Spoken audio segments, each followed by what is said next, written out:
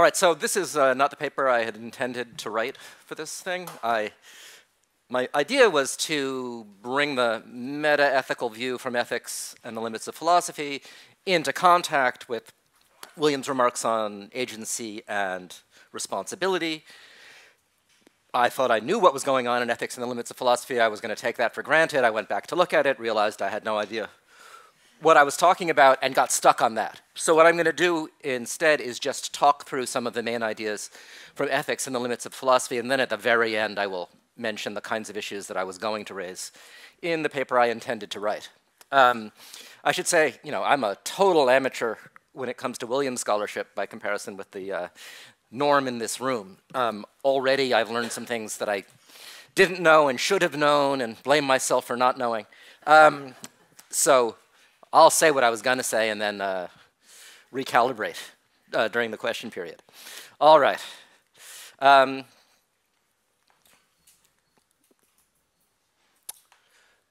Start by asking where Williams stands on the questions of textbook metaethics. I'm going to treat Williams as a straight-up analytic metaethicist and try to give the kinds of formulations of his views that you might find in the literature on this stuff. Maybe that's reading against the grain. I hope not too much. So how do we categorize Williams' position in metaethics? Depends what you mean by ethics. If we mean the morality system that we've been talking about quite a lot, he's just a rejectionist. He's against it. He thinks we're better off without it and doesn't have a determinate theory of its subject matter or its semantics. So by ethics, we'll mean not that, but what Williams means by ethics, our judgments involving thick ethical concepts and the surrounding practices and materials one needs to implement that discourse and put it to use. In this context, when it comes to these judgments, Williams is a cognitivist. Literally, he thinks that much of the material we express when we go in for ethical judgment involving thick ethical concepts amounts to knowledge. If it's knowledge, it must be true.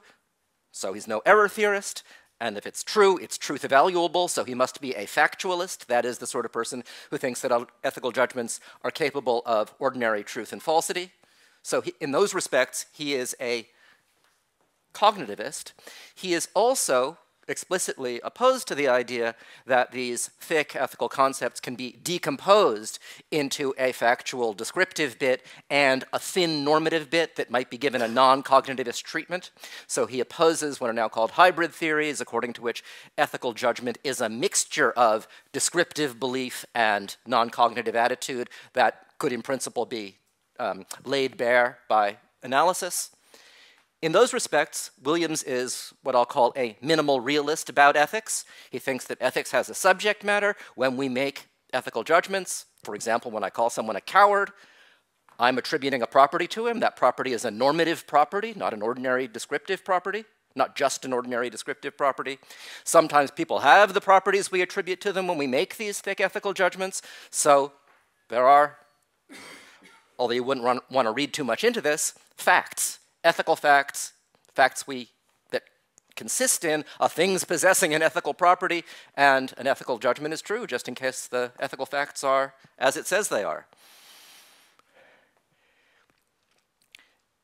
So what are these ethical facts and the properties that figure in them?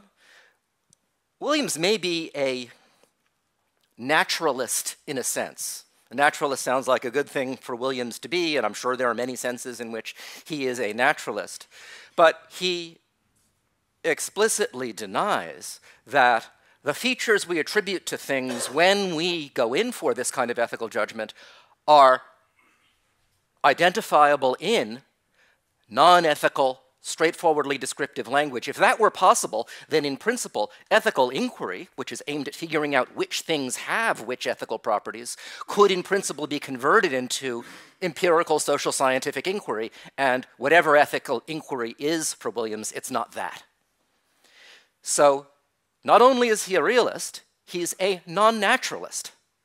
That is someone who thinks that the subject matter of ethics isn't an ordinary descriptive empirical subject matter. It can't possibly be. So Williams, somewhat surprisingly, is an ethical non-naturalist. That's an odd thing to say, but it sounds true to me. But he's obviously not a real non-naturalist. So far, everything I've attributed to Williams, you could also attribute to G.E. Moore, or Derek Parfit, or Plato, but Williams is not Plato. Sort of the opposite of Plato when it comes to most of this stuff. Typo.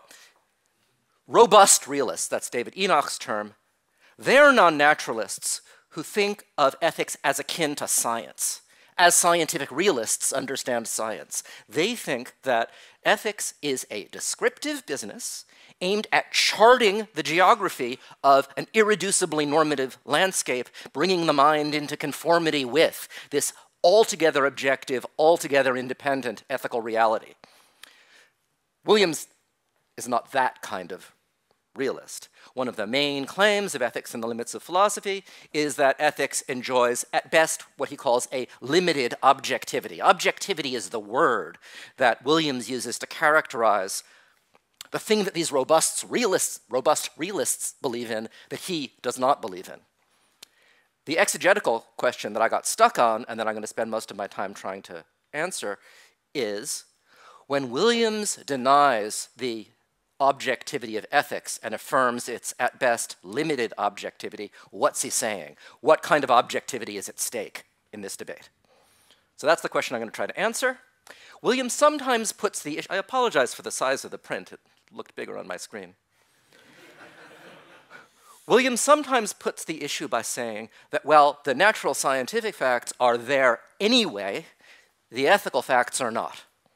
The realist's mistake is to think of the ethical domain as there anyway. That suggests that the issue has something to do with the mind or practice independence of the ethical facts. Yes, there are ethical facts, but no, they're not independent of us. They are, in some sense, dependent on our thinking, our talking, our attitudes, our sensibilities, something like that. So then the question is, what kind of dependence could ethical reality have on us, our practices, our sensibilities, and so on? The simplest sort of independence is counterfactual independence. So the physical facts would have been as they are, no matter what we had thought about them. The facts about etiquette, the facts about which things are rude or impolite or whatever, those facts would have been different if our attitudes towards them had been different. If our attitudes toward them had been different, we would have had different practices, and the extension of rude or impolite would have been different from what it is. So one alternative to robust realism sees the basic ethical facts as, like the facts of etiquette, counterfactually sensitive to our attitudes and practices. But that's not Williams's view about ethics as a whole. Williams knows, as everyone does, that slavery would still have been wrong if we had all thought it was just okay, if our attitudes and practices had been complacent about it, as they once were. The ethical facts, like the fact that slavery is wrong or cruel or brutal or whatever your preferred term is, those ethical facts are counterfactually independent to a significant degree of our thought about them. They're more like the physical facts than like the facts of etiquette in that respect. There are forms of sophisticated subjectivism which see the ethical facts as counterfactually dependent on some facts about us, but not on our actual ethical beliefs. Williams doesn't go on about that sort of sophisticated subjectivism. I'm going to suppose that that's not his view either. Some forms of relativism are incompatible with robust realism. So one way to deny the objectivity of ethics is to affirm certain forms of moral relativism. But Williams is not that kind of ethical relativist, the kind of relativist who sees the ethical truth as somehow relative to one community or another. He does affirm what he calls the relativism of distance, the idea that certain forms of moral assessment are pointless, inappropriate, inadvisable, when directed at cultures that are so distant from ours that the confrontation between us and them is, as he says, merely notional. But even in that context, so far as I know, Williams doesn't say that our judgments directed at the other culture would be false, so that the things that are true for us are false for them. That's not how he puts it. And in some cases, Williams affirms that the relativism of distance gives out, and moral assessment even of remote cultures or groups is fully justifiable. So here's what he says about justice. Just and unjust are central terms that can be applied to societies as a whole, and in principle at least they can be applied to societies concretely and realistically conceived. Moreover, an assessment in terms of justice can be conducted without involving unhelpful questions about whether anyone was to blame. The combination of these features makes social justice a special case in relation to relativism. So if we look at the practice of slavery in the ancient Near East, and we see them buying and selling human beings and beating them and so on, we can say full-throatedly, without anxiety about the relativism of distance, that's an unjust society. So that form of ethical assessment isn't subject to the relativism of distance. And yet, I assume, when Williams denies the objectivity of ethics, he denies it even as applied to judgments like that. He doesn't say ethics is sometimes objective, sometimes not. His critique of the objectivity of ethics is designed to apply to ethics across the board, as I understand it. So when Williams says that ethics enjoys at best a limited objectivity, he's not just affirming some form of relativism. There's more content to the idea than that. So as you all know, Williams' leading idea in chapter 8 of Ethics and the Limits understands objectivity in terms of the convergence of opinion. So here is the key passage in which a contrast between science and ethics is drawn. Science is always the paradigm of objectivity with which ethics is to be contrasted. In a scientific inquiry, there should ideally be convergence on an answer where the best explanation of the convergence involves the idea that the best answer represents how things are. In the area of the ethical, at least at a high level of generality, there is no such coherent hope. So here's how I'm going to understand this proposal. A fact is objective if and only if rational investigators should ideally converge on a belief in it, a representation of it, and the best explanation for this convergence cites the fact itself. When Williams says rational investigators should ideally converge on a representation of a fact, if the fact is objective, the should's a little unclear, but here's what I take him to mean. Take some fact of physics or mathematics or something like that, where we're inclined to think that the facts are objective. If people don't converge on an accurate representation of that fact, then something has gone wrong. Either someone started with bad or misleading evidence, or someone made a procedural mistake along the way. So something's gone wrong, not just in the sense that someone didn't get the right answer, but that antecedently to that, the inquiry in that case has been flawed. In a non-objective domain, a domain in which, although there are facts of some sort in place, there needn't be convergence of the relevant sort. What's possible is what Crispin Wright calls faultless disagreement. Inquirers can wind up in different places, even though neither has made a procedural mistake of any sort along the way. The point of the second clause, that the best explanation of the convergence should involve the fact itself, is to exclude cases in which inquirers would converge on a shared representation of the fact if they were doing things right, but not because they're sensitive to the fact, rather because accepting that fact is somehow constitutive of this kind of inquiry. So if there are facts which any rational inquirer in some domain must accept, because that's what rational inquiry is, there will be intersubjective convergence among rational investigators, but not because the fact is out there anyway and we're responsive to it, but rather because consensus is an artifact of rational inquiry itself. In that sort of case, as this criterion is worded, although the fact is intersubjectively valid, it's not objective because representations of it aren't responses to it.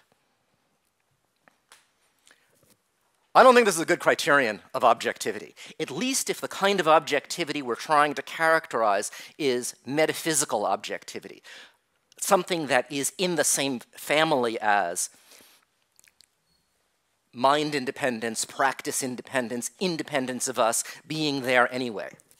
Here's why. The microphysical facts, facts about the particles and how they're related to one another, and say the state of the early universe, the state of the universe 10 billion years ago, these facts are objective if anything is. And the criterion is going to classify them correctly if we're lucky enough to live in a world in which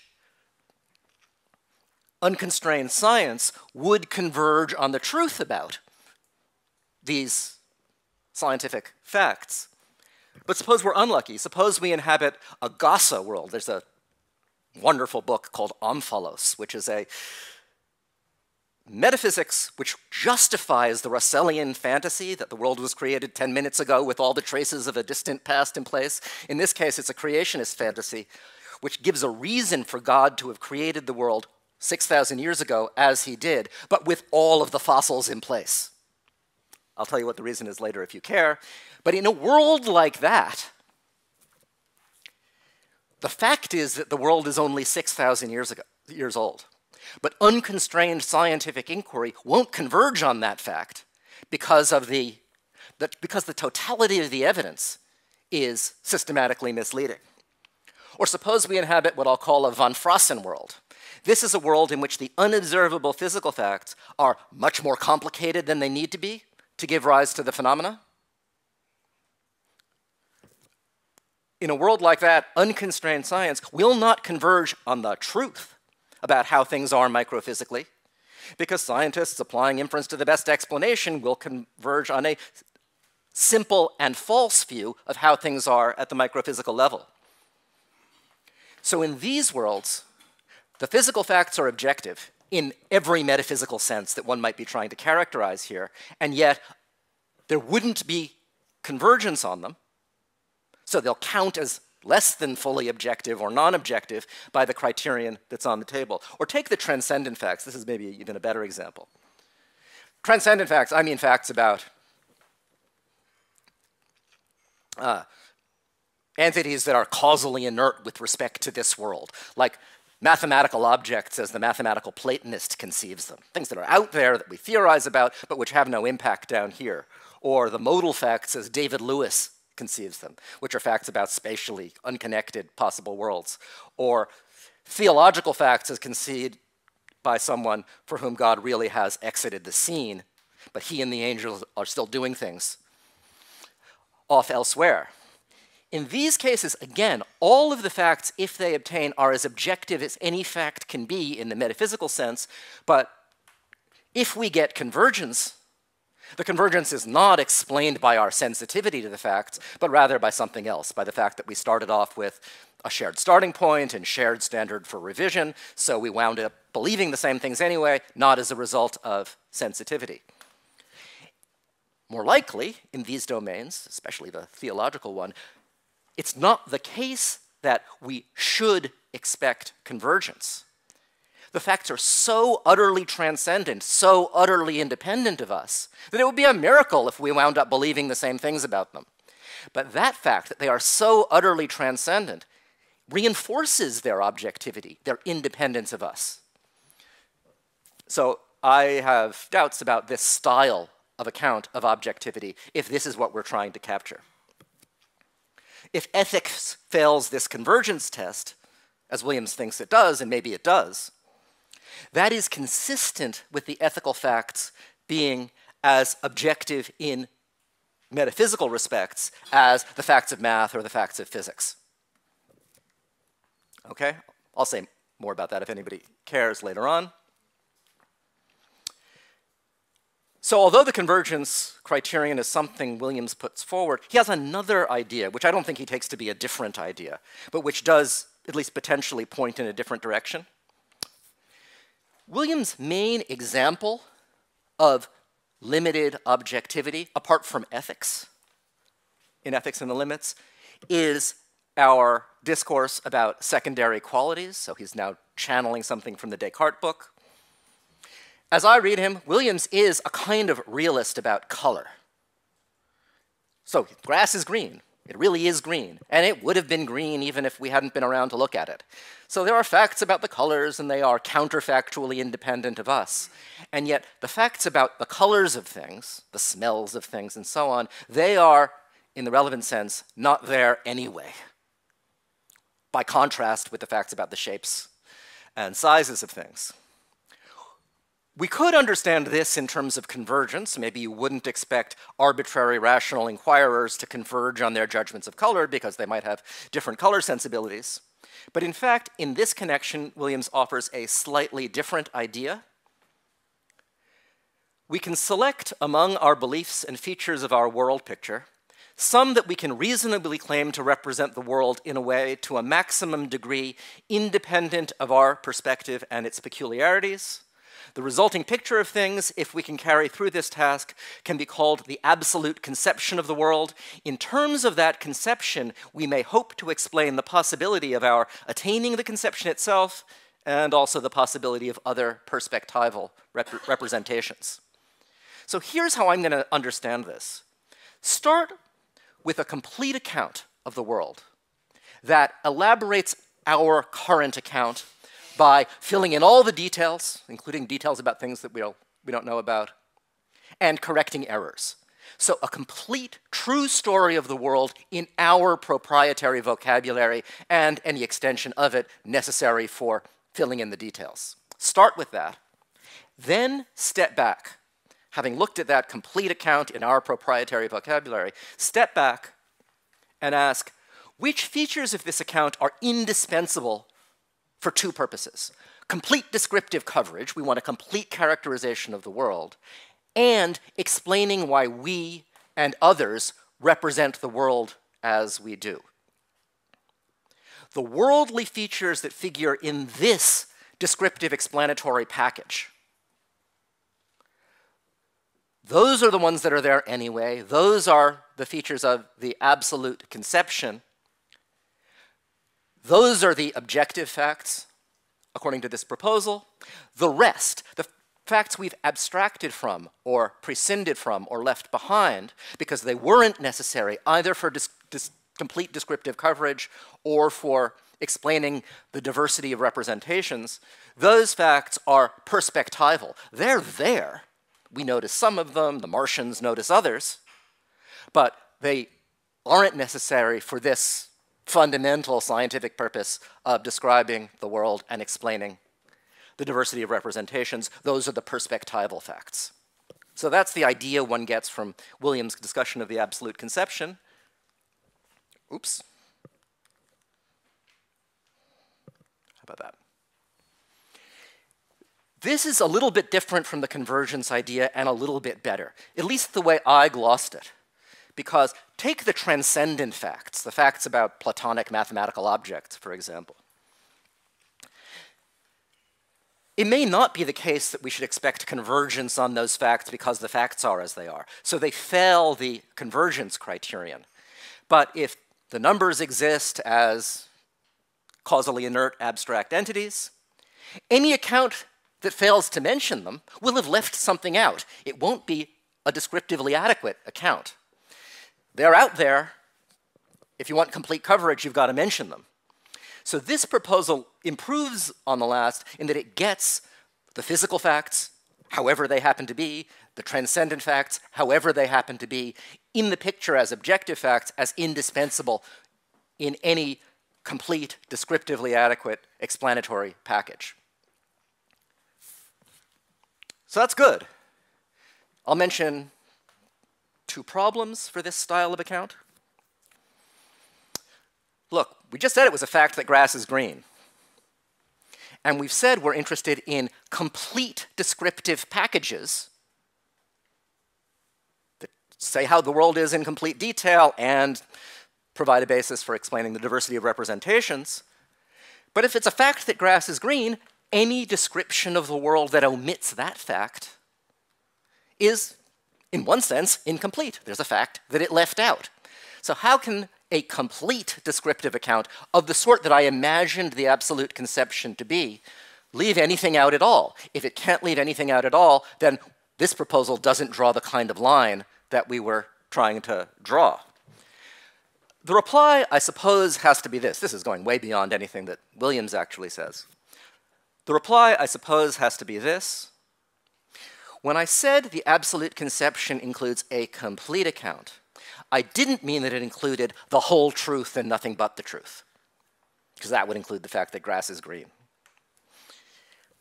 Rather, it must include a supervenience base or a grounding base sufficient to generate the rest, but it doesn't have to include the rest unless something in that rest is indispensable for the purpose of explaining the diversity of representations. So the absolute conception can omit a fact, like the fact that grass is green, if that fact is suitably grounded in the fundamental facts and plays no role in explaining why we represent the world as we do.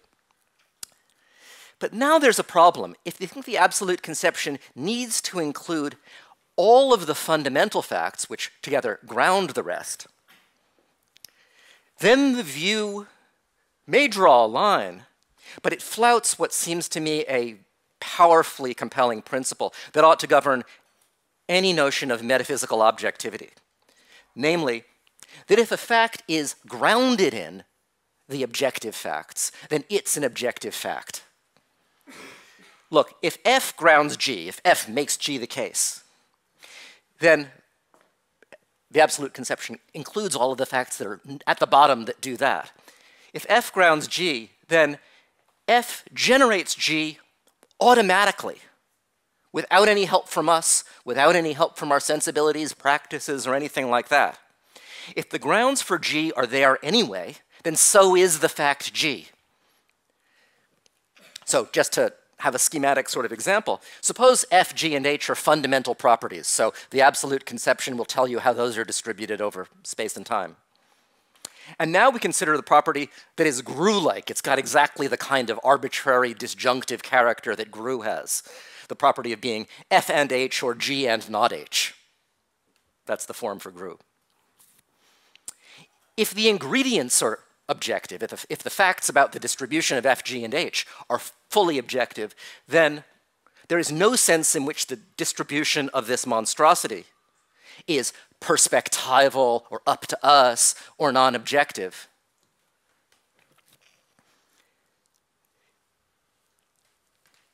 It is true, though, there's no sense in which the facts about the distribution of that monstrosity are perspectival. It is optional whether we take note of this gruesome property. So it is true that the things that don't figure in the absolute conception are going to be facts which inquirers concerned to describe and explain needn't bother to notice. But this fact, the fact that the facts in question that are omitted from the absolute conception are facts that we don't need to pay attention to, that has no metaphysical upshot of the kind we're trying to understand. If chalk and cheese are objective properties, then so is the property of being either chalk or cheese. No one has to talk about that property. It plays no role, but the fact that we don't have to talk about it, that it requires no notice from us, doesn't imply that it has any distinctive metaphysical status that might distinguish it from the underlying facts that ground its distribution.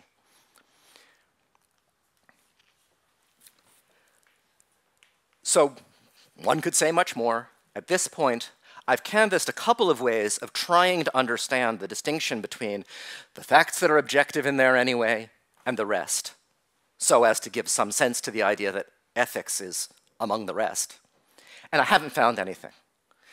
The convergence criterion, the absolute conception account, none of those give us, as far as I can tell, a satisfactory metaphysical distinction between the objective facts and the rest.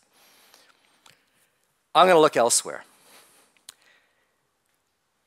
Ethical judgments are like secondary quality judgments in every respect we've discussed so far.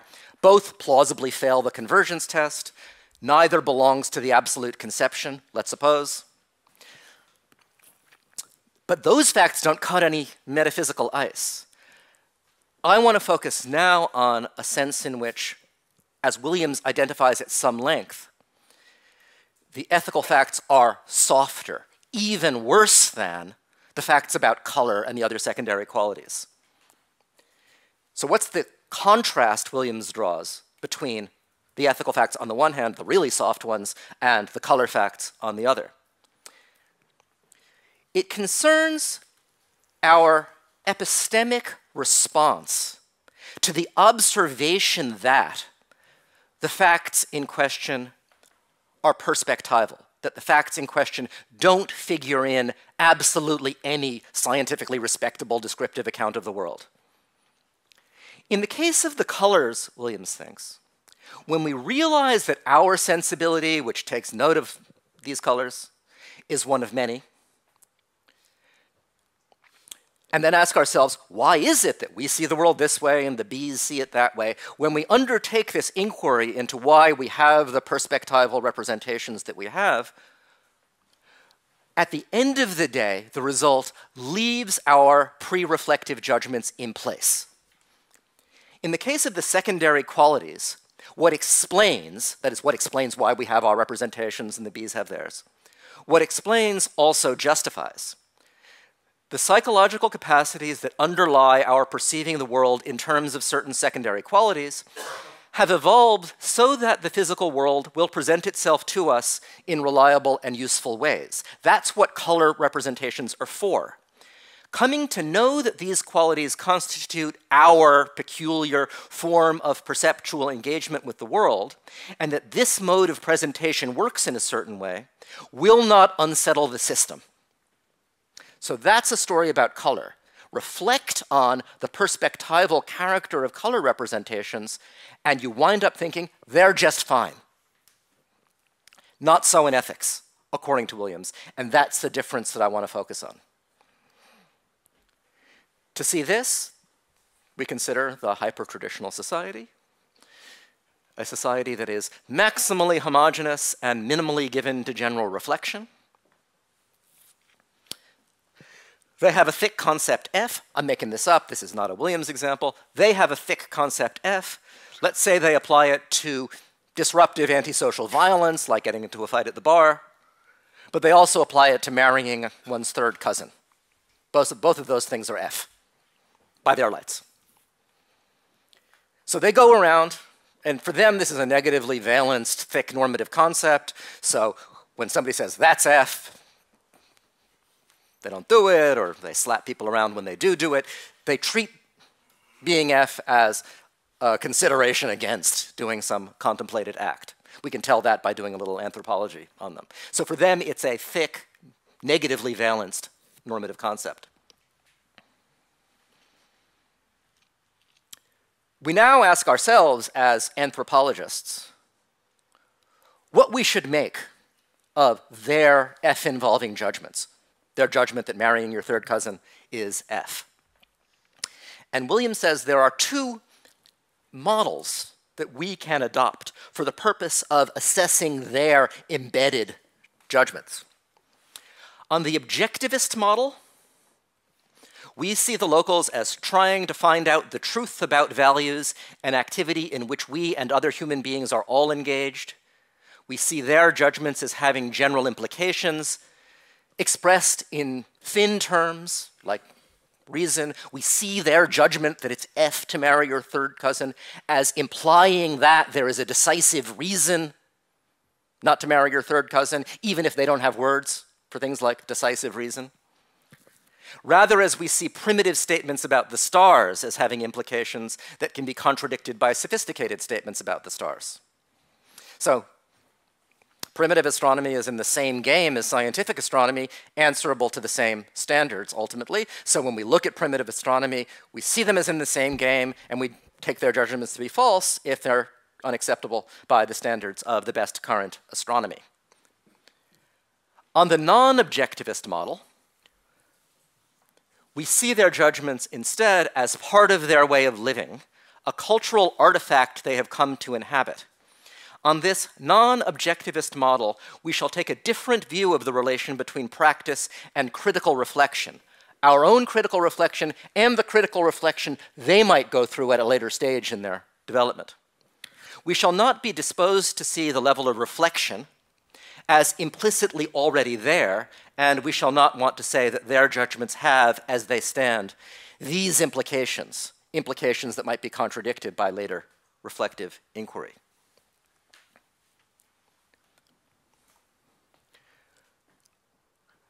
So focus on the non-objectivist model. We're looking on at them and we're going to take this non-objectivist stance towards their ethical judgments. On the non-objectivist model, these local judgments are answerable only to local criteria.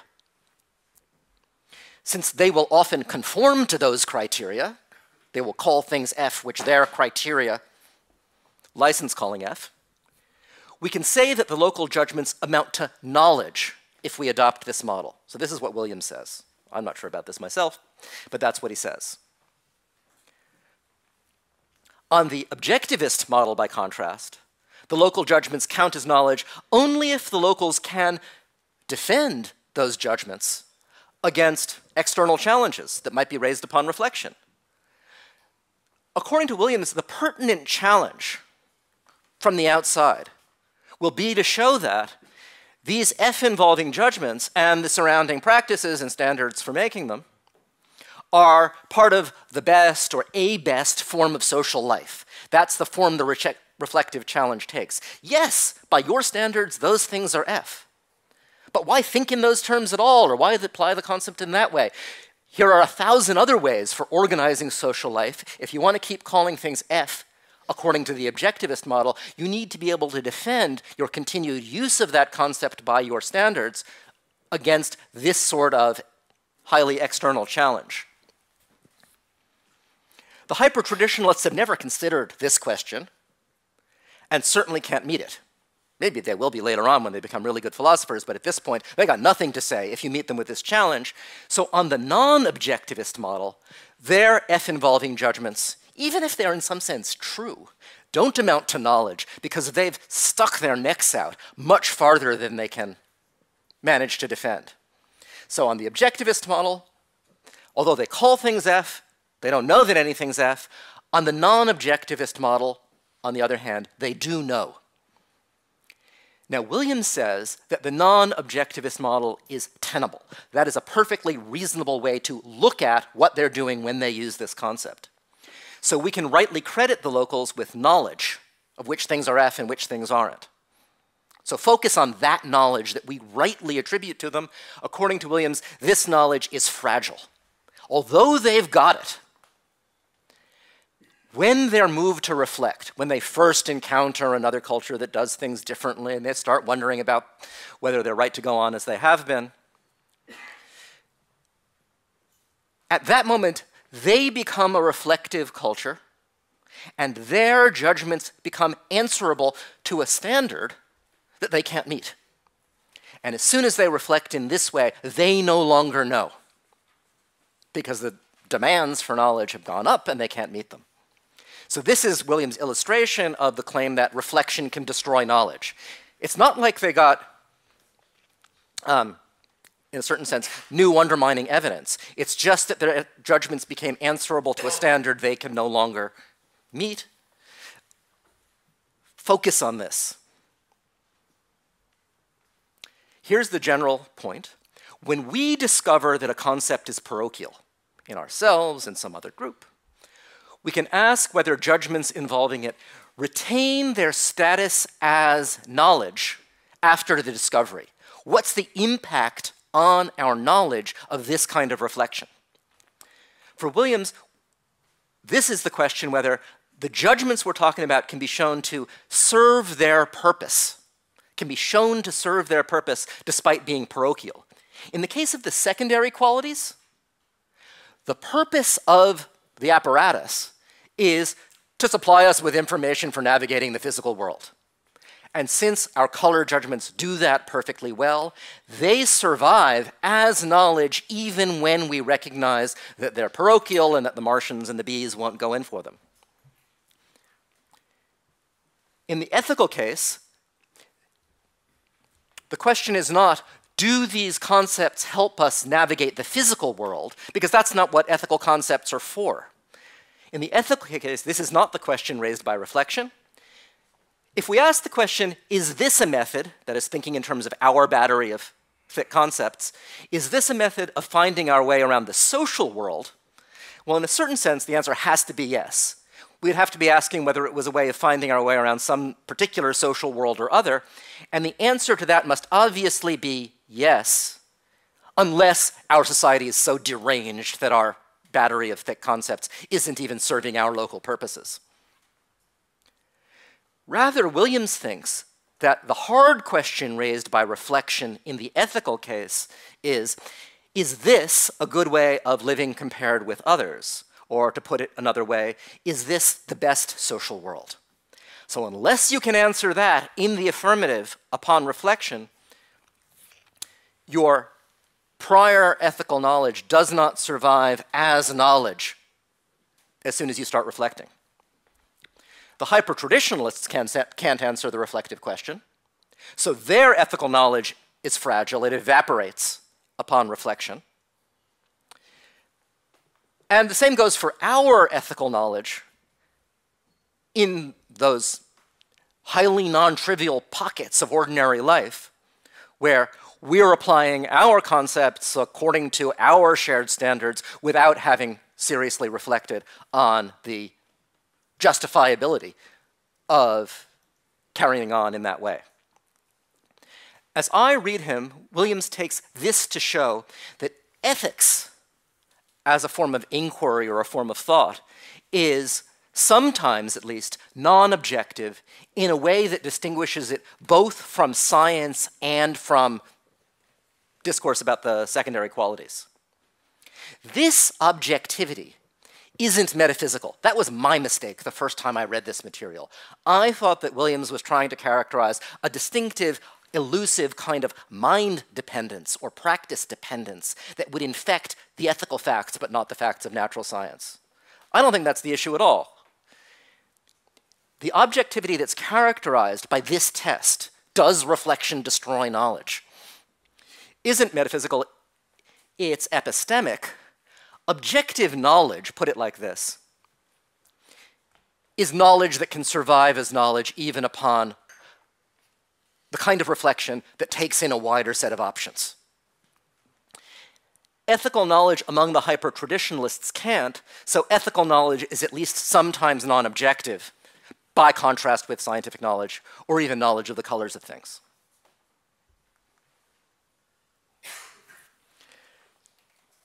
Is there really a contrast here? I'm going to say a lot more about this in a second.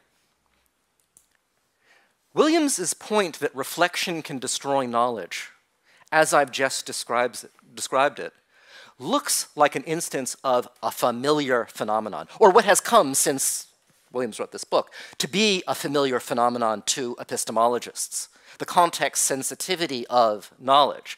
Do I know that I have hands? In a normal context, yes, I look, I see, I know I have hands, but in the philosophy room, where we're talking about skepticism, we've been talking about brains and vats for 6 weeks, in that context, where that's a salient alternative that I can't exclude by explicit argument, in that context, maybe I don't know that I'm not a brain in a vat. So maybe I don't know that I have hands. That's what David Lewis thought about this kind of skeptical claim. Knowledge claims made in unreflective contexts are true. Put somebody in the philosophy room where he can't answer the skeptic, and the same knowledge claims come to be false because certain possibilities that are now salient and relevant can't be excluded. On this view, if this is what the phenomenon is, reflection can destroy knowledge in any area by making new and hard to exclude possibilities salient. And this would obliterate the ethics-science contrast, as I've just understood it, because all knowledge is fragile, that is, disappears upon a certain kind of reflection. Still, I think there's a contrast, and this idea is the idea to run with. The reflective challenges that destroy empirical knowledge, like the brain in a vat challenge, are esoteric, philosophical, and readily avoidable. Nothing in science requires us to enter a context that would destroy scientific knowledge in that way, with the exception of thought about Boltzmann brains, which I will tell you about later if you care. That's a bit of science that calls science itself into question in a pretty disturbing way. And if we do find ourselves in a context where we're doing science and skeptical possibilities are raised and our scientific knowledge is temporarily obliterated, you can easily re-enter an ordinary context where all of a sudden you know again just by distracting yourself with real science and forgetting about philosophy for a while. The unreflective ethicist in a world like ours, by contrast, maybe this is a slight overstatement, faces a constant impetus to the kind of reflection that, according to Williams, undermines knowledge. So our ethical knowledge is non-objective because our ethical knowledge is, in its real context, seriously fragile in a way that scientific knowledge is not. So there is a contrast there, maybe. Maybe it's a matter of degree and not a matter of kind, but it's still a contrast. So ethics in the hyper-traditional society is fragile, destroyed by reflection. The knowledge is destroyed by reflection. So their ethical knowledge is non-objective. What about our ethical judgment? Is ethics around here non-objective? So as we've seen, Williams thinks that in a reflective context, ethical judgments count as knowledge only if the subject can show that her battery of ethical concepts, governed by the criteria she accepts, are part of the best or a best framework for social life. The best way to meet that demand, to vindicate our ethical outlook, would be to provide a philosophical foundation for ethics of the traditional sort, a theory that grounds our ethical outlook in most of its detail in, Williams considers a bunch of possibilities, in an account of human nature, which somehow yields certain normative demands, or in the requirements of pure practical reason, or something like that. And much of the book is devoted to arguing that that's a pipe dream. That's something that we can't do and that probably can't be done. He's interested in the possibility that someone might manage it, but he is profoundly pessimistic. And Williams describes no other way to meet the reflective challenge. So here we are, reflective ethicists. In order for us to vindicate our ethical judgment as knowledge, we would have to be able to show that our way of doing things is the best way of doing things.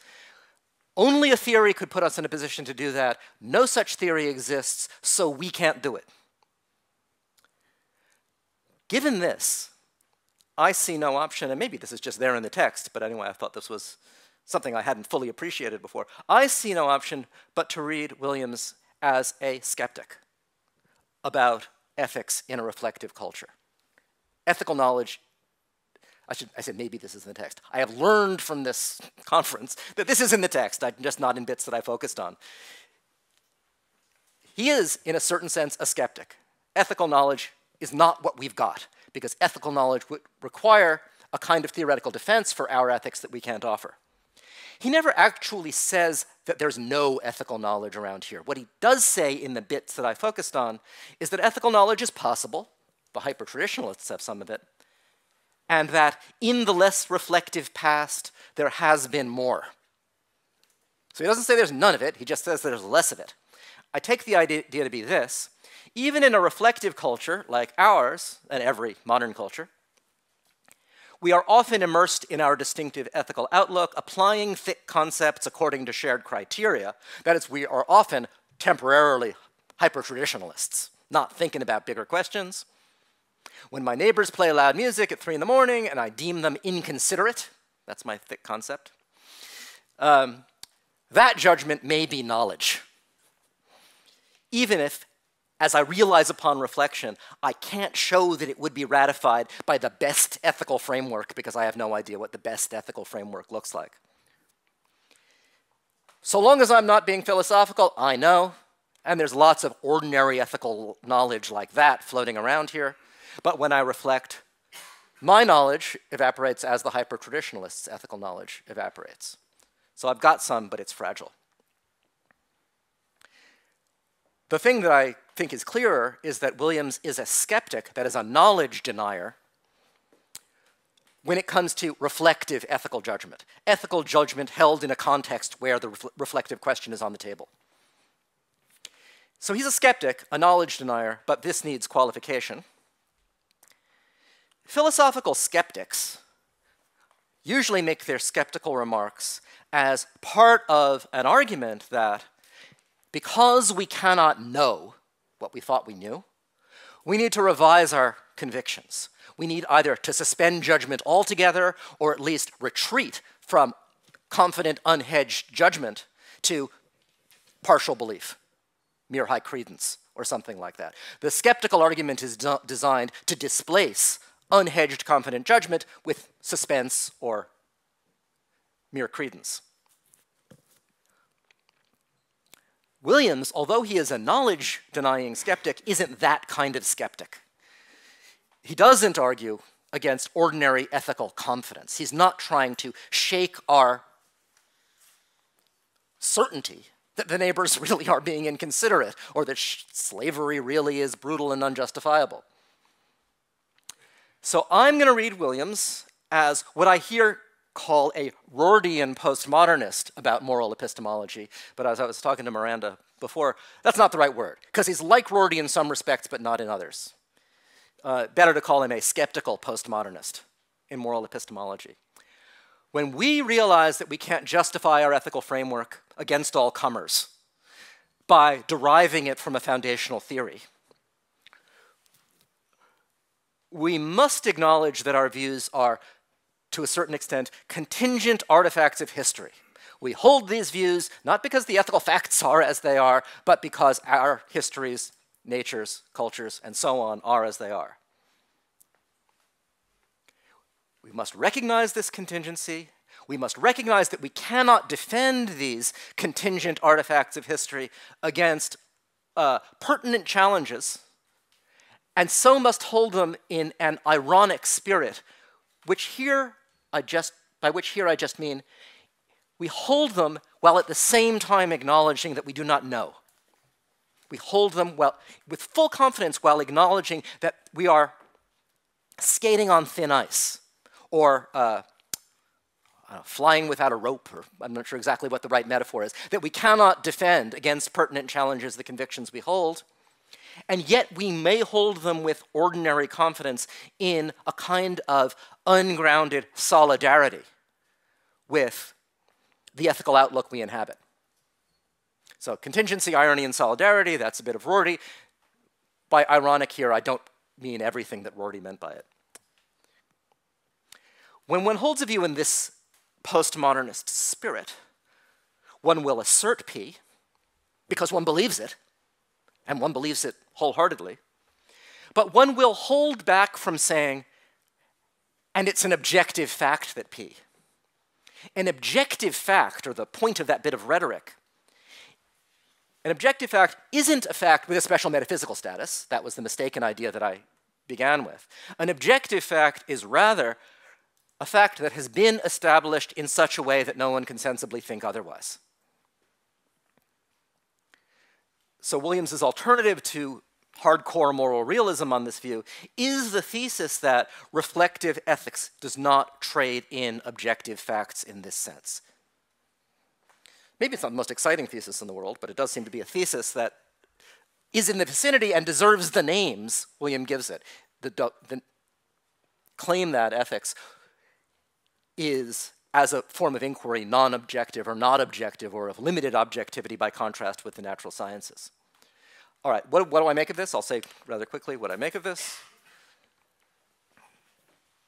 I agree that at the moment anyway, prospects are bleak for an Archimedean moral theory that would ground a determinate ethical outlook in all of its thick detail in pure practical reason or a theory of human nature or something like that. This is not to say that systematic moral theory is impossible. Williams was pessimistic about that too. He was pessimistic about an explicit, rigorous elaboration and refinement of our existing hodgepodge. I'm not pessimistic about that. I think philosophers make incremental progress on that project all the time. I think one can hope, in some sense, for a systematic improvement on articulation of the ethical outlook that will look to us to be recognizably ours and recognizably best. It's just, what I'm pessimistic about is the idea of a systematic ethical theory that will have the kind of independent credibility that would silence every coherent alternative, that would be persuasive when articulated to any ethical investigator, so long as he was honest, regardless of his contingent attachments, sensibilities, and so on. So I don't think there will be a persuasive ethics that ought to bring around any rational investigator, as there might be a persuasive physics that ought to bring around any rational investigator. But I don't think this entails skepticism about reflective ethics. If I defraud my old friend and business partner for selfish reasons, I am a selfish, disloyal bastard. Can I derive this judgment from general theory? No, I cannot. And I am now reflecting and acknowledge that fact. Does that entail that I don't know, with a capital K, that I'm a selfish bastard? No, of course not, I say. This is a basic fact about epistemology. In ethics, as elsewhere, I can know that P, and really know it, without being in a position to show to the skeptic's satisfaction that it's true, that I have adequate justification for asserting it against alternatives and so on. Knowledge is just not that hard to come by. So the fact that I cannot defend my ethical views against a skeptic just doesn't go to show, or skeptic or a member of another culture or whoever it may be, just doesn't go to show that what I've got now in my reflective condition isn't full-strength ethical knowledge.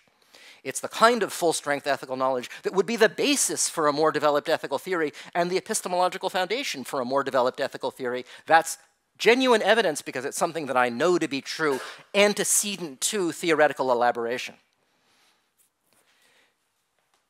So without having more of an epistemology in my pocket than that, I am not persuaded of the skeptical conclusion if the skeptical conclusion is supported just by the observation that we're not in a position to defend our ethical views by philosophical argument against all comers. Still, it is a good question whether ethical knowledge is possible in the face of real disagreement. So what I just described is not a challenge from real disagreement. It's just the challenge to provide a philosophical defense of your view that shows it to be best. That's one kind of challenge. I don't think we need to meet that kind of challenge in order to know. But there is the kind of challenge that comes from a real interlocutor who's as informed as you are and as smart as you are, who doesn't accept your ethical view on some matter. And there is a good question, much discussed question in epistemology, about whether that kind of real peer disagreement destroys ethical knowledge. It may be that given pervasive ethical disagreement, quite a lot of our confident ethical judgment is undermined as knowledge, not for the abstract reasons that Williams describes, but because it is undermined as knowledge by the existence of real peer disagreement. And that could be true, and ethics might be substantially non-objective. That is, our ethical thought might fail to attain the condition of knowledge because it's contested in a way that discourse in some of these other areas is not. Last slide. Here's why I think this issue matters. The issue of the objectivity of ethics in the sense I've attributed to Williams. It's certainly possible to hold a view in the spirit I described earlier, to hold a view while acknowledging straightforwardly and without hesitation that one doesn't know it to be true. You can hold a view with high confidence, full confidence, while acknowledging on reflection that it isn't knowledge. That happens all the time in philosophy. I don't know about you, but I've got lots of philosophical views, some of which I'm pretty attached to. Do I know any of them to be true? I wouldn't put it that way. But unlike the kind of philosophy that I do anyway, ethics is a high-stakes business. We rely on our ethical views in making decisions that interfere with other people. and affect all sorts of genuinely significant interests. Ethics is not a game. Moral decency involves a concern to act in ways that are justifiable to those affected. That's a basic feature of moral decency, at least as I understand it. There are lots of ways to understand this ideal, but on one interpretation, I cannot fully justify my conduct to you if I simultaneously think that the principles I'm acting on are historically conditioned, ironically held opinions that you reasonably or sensibly reject. I'm acting on a principle, interfering with you. It's one thing if I think, I know what I'm talking about.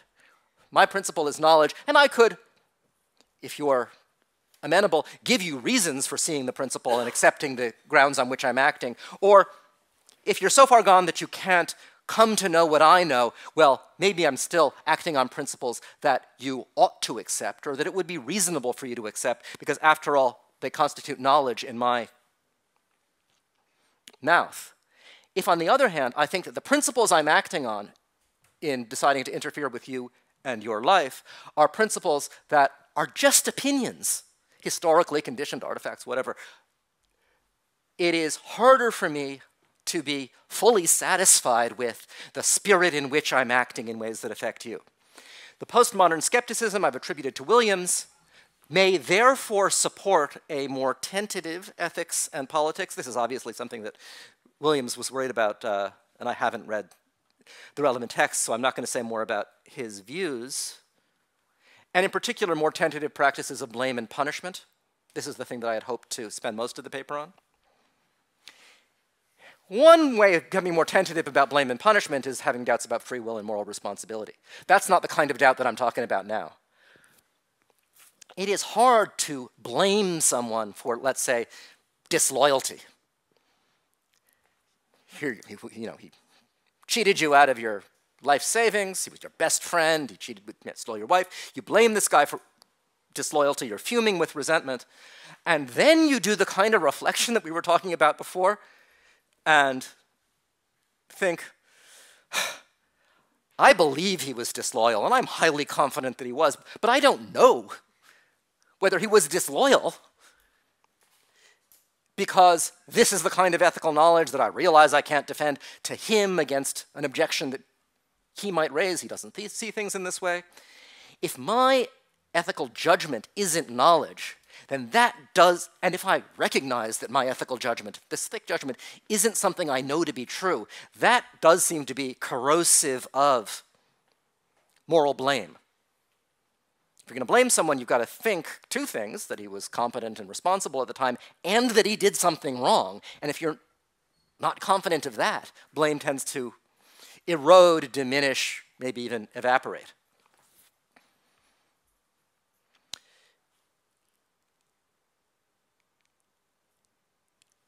If we accept Williams' epistemology and think that knowledge is destroyed by reflection, I think that's a real problem. On the more moderate epistemology that I was gesturing at earlier, where reflection doesn't destroy knowledge, if you're right, if your beliefs are true, and you in fact have good reasons for holding them, even though you couldn't defend them against arbitrary objections, if in those cases you still count as knowing, then the worry doesn't arise in exactly this way. It's not as if I think, it's my opinion that you're disloyal, but I don't know that to be the case. No, I can, if it's true, both affirm the opinion and affirm that I know it on the more moderate epistemology. But this arguing about labels, arguing about whether to characterize this kind of opinion as knowledge or not, that shouldn't make a moral difference. In both cases, we have me levying a charge against you that I articulated in moral terms, which in some cases anyway, I know that I cannot make stick in ways that you will find persuasive. Not because you're stupid or obtuse, but because my arguments, my considerations that I can bring forward to make the charge stick aren't sufficient for that purpose. And the question is whether the practice and the attitude of moral blame, which presuppose a moral view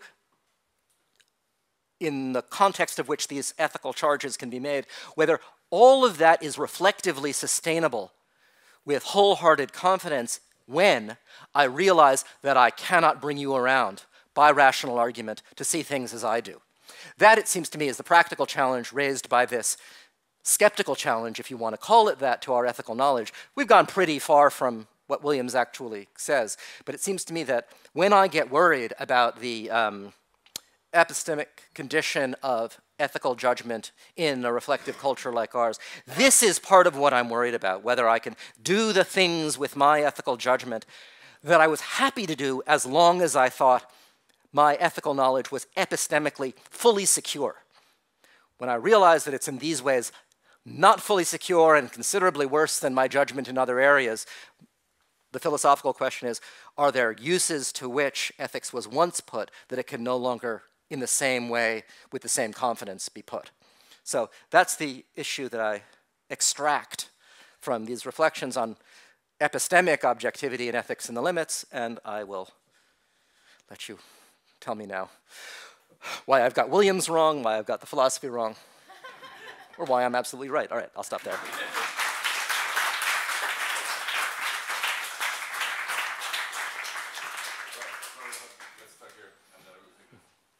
Thanks, Gideon. You know, just a general suggestion and one very specific question. Okay. I mean, the way you've reconstructed it very nicely, right, it does make the chapter look incoherent, right? So there are these two accounts of metaphysical objectivity, the convergence account, the absolute conception account. Neither works, and now we just change the topic and we go for epistemic objectivity.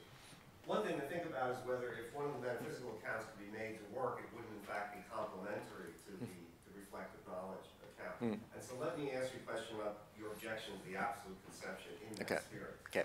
So this is, if you go back to page 9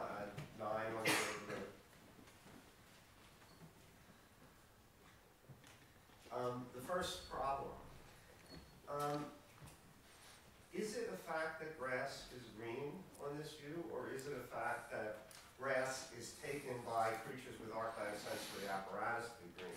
I would have thought Williams would have said that's the fact and would have objected that what you're calling the fact isn't the fact. So when I said that Williams is a minimal realist about color judgment, so there are lots of ways of understanding what's going on in the primary-secondary quality distinction case. One is the an error theoretic style. I take that not to be Williams's line. Things seem to us to be green, and we take them to be green, that is, we believe that they're green, and we know that grass is green. But it's not a mind-independent fact that grass is green. No, not a mind-independent, but deeply mind-dependent fact. And isn't the absolute conception supposed to be just full of the mind-independent fact? the absolute conception starts with all the facts, and then abstracts those that are dispensable for the purposes of complete coverage and explaining the representations. So antecedently, before we do the procedure, because grass is green, the fact that grass is green is part of the material we're working with. Now, we were told, start subtracting while retaining the aspiration to have a complete and explanatorily potent conception of the world. The point of that objection is to say, what does complete mean there? This is just a lug-headed thought. If a complete account has to include all the facts, then you can't subtract anything. That's the worry. And I give us, so obviously that's not what complete means. What could it mean? Keep subtracting things that preserve enough material to single out the actual world. So if grass is green, but it's not a fundamental fact that grass is green, there must be fundamental facts about microphysics and psychophysics, which together suffice to make it the case that grass is green. So we can subtract grass is green as long as we leave all that other stuff in the supervenience space. Thanks. Actually, just on the absolute conception, it's not what I was going to ask, but I think you're really right to focus on epistemic objectivity. And as I remember, the way he constructs the absolute conception is chiefly through an epistemic thought, which is everything in the absolute conception is knowable by any kind of knower, regardless of the peculiarities of their cognitive apparatus. So creatures who don't have color perception can capture everything in the, so and then we talk about perspectival knowledge and aperspectival knowledge. So it's really sort of, it's constructed through something epistemic from the beginning. That's right. I always took that to be an epistemic criterion for what was supposed to be a metaphysical contrast. I'm sure you're right about that, But, okay, and so thanks. So I do find myself disagreeing here and there, and I think just exegetically, and I think the bit I want to start with is that his account of the destruction of ethical knowledge through reflection, which can happen sometimes but needn't always happen. It's just that reflection can destroy ethical knowledge. And in my understanding of his way of setting things up, that happens because, as it were, only when reflection has a destructive impact on our, as it were, endorsements of the concept. Reflection alienates us from the concept in question. So, I know chastity is an example, isn't it? We might, through reflection, and perhaps through other sorts of social changes, but chiefly through reflection, we might come to think, we don't want to organize our ethical world anymore using this concept for this, that, or the other reason. And so we perhaps find ourselves spontaneously somewhat alienated from that concept, but also might actively try to push it out of circulation. And at that moment where it stops being one of our concepts, to use a phrase of Williams, so some kind of identification there as being my concept, at that moment I can no longer know anything ethical with it. I can't know anything within the ethical. It gets, and this I must admit is me, he doesn't really say exactly this, but it gets transmuted into some other kind of knowledge. So there isn't a net loss of knowledge, but it's not ethical knowledge anymore. It now just becomes knowledge of how people around me are still living or something like that. So, and that sort of feeds into a contrast I would like to draw differently from how you do, which is that I read him as affirming that we do have ethical knowledge on the non-objectivist conception, but not having ethical knowledge on an objectivist conception, where the objectivist conception is something close to what you're talking about, like, knowledge of the best way to live, or knowledge of ethical reality, full stop, or something. And on the non-objectivist conception, we've got something local, as you put it, our way of life, something within an ethical outlook with which one still identifies sufficiently to be using its concepts in that, what Adrian calls a fully engaged way. So in that way, I read him as totally a skeptic at the reflective level, as he would put it, on the objectivist conception. And a kind of Humean skeptic. Not only does he think we can't have knowledge at that level, it's because there's nothing to know. But at the non-objectivist conception and on that level, even when we're busy reflecting in the ordinary way, do I want to carry on living with this concept? Is this a good way to carve up our world? Is this a justified case of applying the concept here? We've got fairly stable kind of ethical knowledge. So I realize I'm just sort of reporting that I read it a bit differently, but I'm hoping it might prompt some further comments or thoughts. So that's a much less skeptical view. Yeah. So when it's said that ethics has a limited objectivity, on that sort of reading, by ethics here we mean philosophical ethics or theoretical ethics or something like that. Ordinary ethical judgment, the judgments that people are making all around us and that we make ourselves in our non-philosophical moments, that's just straight up knowledge. And no more or less objective in any sense that's been identified than scientific knowledge or ordinary perceptual knowledge of middle-sized dry goods. In that sense, it's not a position in meta-ethics as often understood, which is supposed to be a story about ethical judgment in general, not just a story about aspirational ethical theory among the philosophers. I was impressed by the bit that I read out where he says that if we take the objectivist view, looking on at the hyper-traditionalists, we should see them as making judgments that don't amount to knowledge. because they are taking on responsibilities that they can't discharge, just as the ancient or unreflective astrologers are making claims that can't amount to knowledge, even if by some accident they turn out to be true, because they have a justificatory burden, the scientific burden, that they can't discharge. So that was my basis for thinking that if we take the objective point of view, immersed, unalienated ethical judgment shouldn't be regarded as knowledge.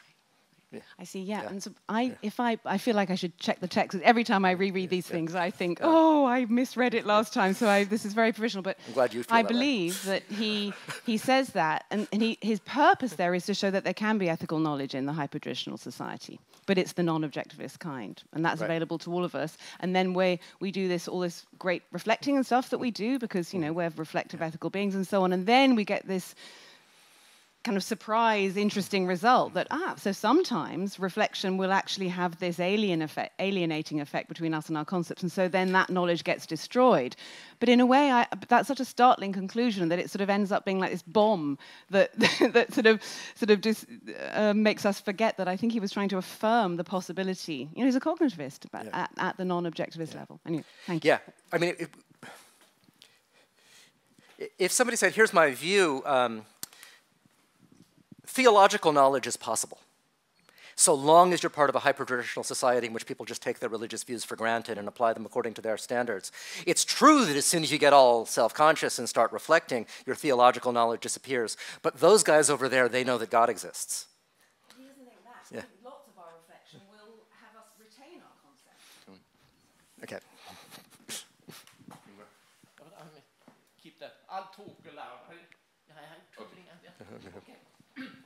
Your talk made me a very curious analogy came to mind. So I will bring in Kant from the critique of pure reason. Yeah. Because there Kant says a nice or interesting thing. Since he really thinks we can know things. Synthetic, there are synthetic a priori truth, there are large synthetic a posteriori truth. But then he argues, now forget about his argumentation, the conclusion is we can't know what the whole world is like, what the universe as a whole is like. So that is, he said, there is something we can't know. What does he say? Like the positivists, then the idea of the whole world, it's senseless, it's meaningless. No, not at all. He gives it a specific function, and he distinguishes, simplifying here a bit, between descriptive concepts, empirical concept and his categories, and regulative ideas. And he thinks physics needs the idea of the totality of the world in order to continue with their research, with their reflection. They really put forward theories, they get empirical data, they get anomalies, and then they will try to find a better view. Now, as you presented, we just very interested. I'm so pleased with your presentation. But it seems to me that either Williams or you smuggle in a regulative idea when you talk about ethical reflection. Because then you mentioned, there was on some slide, that it's a discussion about what the socially good life is. So you seem to me, as you presented William, there is, let's say it's in William, or implicitly in William, a hidden regulative idea about the good social life. But and then he can say, like Kant says about the idea of the whole world, we will never know it. I can prove, we can never know it. And the same can be said, we just might say about, the truly socially good life. Do you understand it? Or just comment on what I've said? Yeah, I think there's actually something deep there. So in the case of the regulative ideas in Kant. They have a role to play in natural science, but you can't affirm propositions involving them because then you get the antinomies, right? So whatever role they play, it's not as if you're supposed to have a belief to the effect that there is a totality of all things. You got to use the thought in a different way. So the idea of the best life for human beings, in Williams, he doesn't show that it leads to antinomies. So it's not theoretically useless in that way. But this is something that Miranda alluded to. I didn't develop this at all, but I think you can say ethical knowledge would be high-powered, first-class ethical knowledge if you could show that it was part of the ethical view that would conduce to the best life for human beings. But Williams, I'm sure, is a skeptic, not about our capacity to know what the best life for human beings is, but about the very idea that there is such a thing as the best life for human beings. Yeah, that's right. Good, no, I think that may be right. So that may give another sense in which ethics is non-objective, which is different from the one I put forward. And the experts can tell me whether this is Williamsian. Ethical thought in a reflective context aspires to a condition which reflection itself shows to be chimerical. And if that's true, then ethical thought is, well, in a very odd condition, and different from the condition of scientific knowledge as we now actually understand it, though not as Kant understood it. Because we now think the idea of a complete, total physical theory that really does give the laws of nature and the foundational facts, that's not chimerical at all. We could get that tomorrow. But in the ethical case, it may be. Okay, okay. Only saying that you may make the distinction between science and ethical life that Williams made. And now then say, perhaps a regulative idea is needed in both cases. Yeah. That's right. Sorry. Good. Thank you. Two minor points, one clarificatory and one substantial but minor. Okay. Clarificatory, I did not, I think, follow. What did you end up thinking that Williams' metaphysical claim is about the ethical? So, I mean, if the objective-non-objective distinction is epistemological, I mean, others do seem to have some dimension of metaphysical objectivity. Where did you take Williams to be on that, if anywhere? Well, all I said gets Williams, on the metaphysical side, to be no different from Parfit. Okay. The ethical facts are non-natural facts. They're not facts that be characterized or studied in the language of descriptive social science. Since ethical knowledge is possible, there are such facts, and insofar as they're different, they're only different in these epistemic respects, not in any identifiable metaphysical respects. Now, it's hard to believe that Williams would have accepted that, but I don't yet have materials for distinguishing his metaphysics of ethics from robust realist metaphysics of ethics. Got it. Second, peer disagreement. You said that you allow on your, I think it was the second to last slide, you have this final paragraph that you would allow real peer disagreement to remove knowledge. I was just thinking that that position might leave you, I mean, someone might push that potential peer disagreement might be sufficient. For instance, David Christensen has this example that if I know that you would disagree with me, but I use my mind-sapping ray gun to prevent you from disagreeing with me, that seems to put me in an equally bad epistemic position as if you would have, as a matter of fact, disagreed with me. And if there are societies that would, or people who would disagree with our ethical judgments, and we know that, that might be sufficient to remove that knowledge. I'm just saying you might end up skeptical in that case as well. Right, so I have no view here. Sorry. There is a spectrum of cases from the case where you've got a real person in front of you who disagrees, whom you can't bring around. The case where you've got someone in front of you who's not talking, but you know that if he did talk, you wouldn't be able to bring him around. The case where there's a view that a group that you're not interacting with that aren't part of your world, but you know that you couldn't bring them around. And then at the other end, you have no particular group in mind and no particular objection in mind, just the thought that there might be a rational person whom you couldn't bring around. And I'm thinking, that doesn't destroy knowledge. Maybe face-to-face real peer disagreement destroys knowledge, and how much knowledge destruction there is in the middle, I don't know. Yeah, hi. I want to go back to what you said about convergence. So I was initially dissatisfied with what you said, and then I thought, well, actually, my concern about it is really just another route or a quick route from a metaphysical or somewhat metaphysical test for objectivity to an epistemic one. So the question is whether we can use convergence to decide whether ethics is objective. And you argued that we can't, and we can't because convergence isn't a necessary condition for convergence. And that's because there could be undiscoverable objective facts. So there'd be just, so the phenomena would be just the same even if they were different, like if this was a Goss world or a Van Frassen world. So, of course, the question that immediately raises, if that's going to be an effective argument against appealing to convergence to decide whether ethics is objective, is whether there could be undiscoverable ethical facts. And that's why I say there's a kind of shift here to an epistemological notion of objectivity. Well, it seems to me plausible to say that there could be undiscoverable physical facts. I think it's provable that there could be undiscoverable mathematical facts.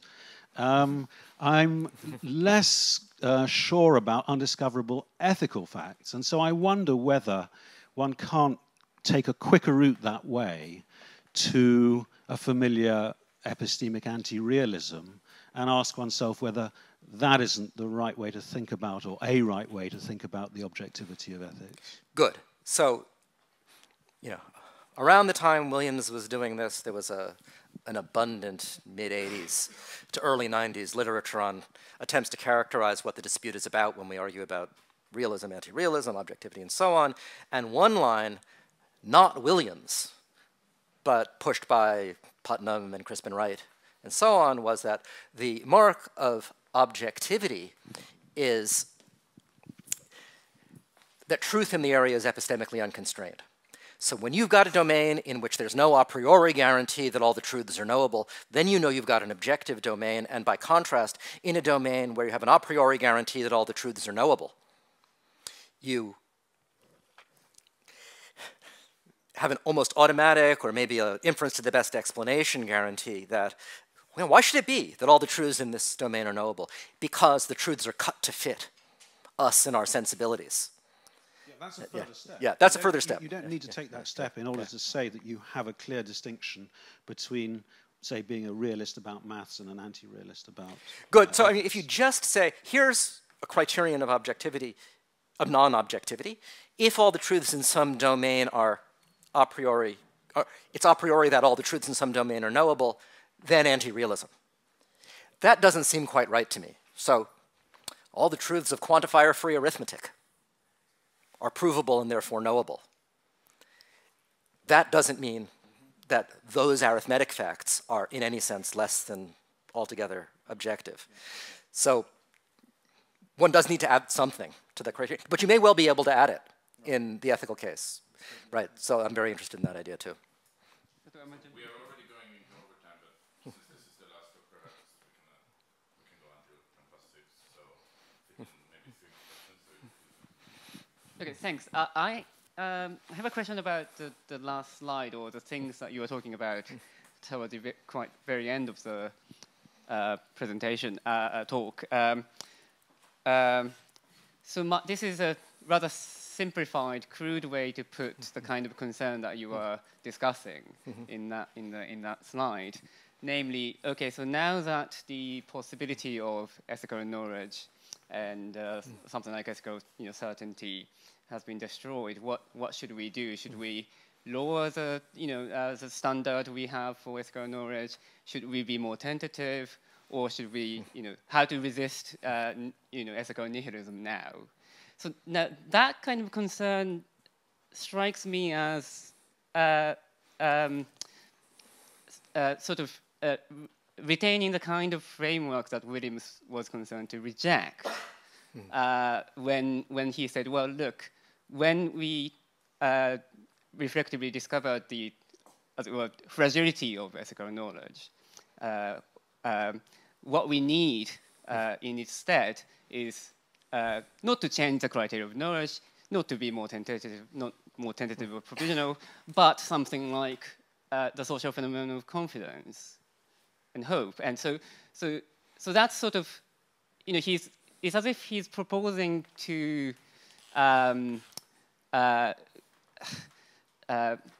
go beyond the kind of framework in which we are concerned with the concept of knowledge, kind of still generally somehow in the kind of Cartesian framework, and sort of go beyond that. And now let's talk about more something quite different from traditional epistemology. Let's do social epistemology, historically informed, sociologically informed.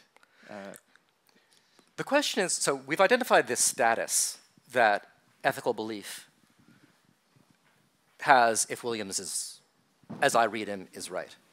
We can say that it's not knowledge. We can say that the knowledge is fragile. We could say that it's knowledge and the knowledge isn't especially fragile, but it's unpersuasive knowledge. That is the kind of knowledge you can have without being able to bring others around. It doesn't matter what we call that status. Now focus on that status and ask whether the question whether our ethical beliefs have that status is of ethical importance. And I was thinking, bringing in material that I wasn't getting from Williams, that it might be.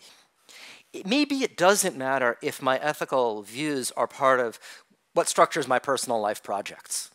I want to find my way around my world, so I take my ethical views seriously as pointing me in the right direction. For those personal purposes, mere confidence may be enough. But that's not what ethics is mostly for. It's mostly for constraining our relations to one another and justifying or not certain forms of interference with other people. And my thought was, completely undeveloped, was that it's internal to my conception of moral decency that if I'm going to mess with you, I ought to be able, in some sense, to bring you around to see my reasons as compelling reasons for doing so.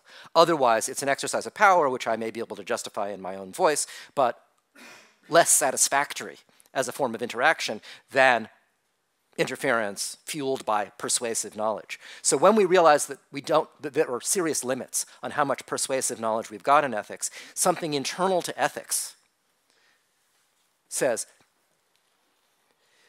think twice and maybe back off because you don't have the right kind of basis for the interference. That kind of skepticism, the idea that skepticism of that kind should have an impact on ethics and politics, that's not a sophisticated thought. It obviously should. A certain kind of tentative relativist takes it way too far as a general counsel of non-interference. But those guys are picking up on something that's got to be real and internal to ethics and politics. That's what I was worried about. So mere subjective confidence or confidence reinforced by a philosophical story about how it's okay to be confident despite your inability to bring others around still raises a challenge, given that ethical ideals. Yeah. Yeah. I mean, I can't say what he's talking about, but not subject to confidence. It's something, some more social phenomenon. So I think that's something that we need to do. Yeah, I guess this is a related question. It concerns the notion of what you can sensibly reject. So here's one way of preserving knowledge. Constrain the notion of sensibility as such that, people who don't accept my moral axioms, they're just not sensible. Of course, if you're morally corrupt, you'll reject it, but that's not sensible. And so I wonder a little bit about constraints on that. And I think you mentioned something, and that's the connection to blame, and you get a connection to interpersonal relationships. Yeah. So that's one way of going. But I wonder if you want to say something more about that. If you have. Right, so this is totally undeveloped. When it's operating here with the notion of an interlocutor who exhibits a kind of coherence. He has his view, his view is as integrated, as reflectively stable, as worked out as mine. And given his point of view and my argumentative resources, there's nothing I can say that would lead him by a series of steps whose rationality he's in a position to recognize to see my reasons for acting as compelling. So I was just floating an ideal which says, you want to be able to bring your coherent, what you might, so if you're if you have a view of substantive rationality, according to which someone who's merely consistent, but who's way off, isn't being fully rational, then this guy I'm talking with isn't fully rational, and if I can't bring him around, that's like not being able to bring around someone who's in some way seriously defective. The worrying version of the ideal is one where you think it's a thinner, less substantive notion of rationality that gets someone into the game where it's important and ideally required to be able to bring that guy around to see your reasons for acting as compelling. But you're quite right. If that thin notion of rationality just crumbles, as it may, and if the only relevant notion is a really meaty one, according to which people who are, can't be brought around are ipso facto irrational, or at least if I'm right, ipso facto irrational, then you're right. The ideal will say, no ideal can require you to be able to extract consent from the irrational. Good. All right, I'm afraid we have to bring this to an end. Okay. Thank you very much, Gideon. Thanks for the question.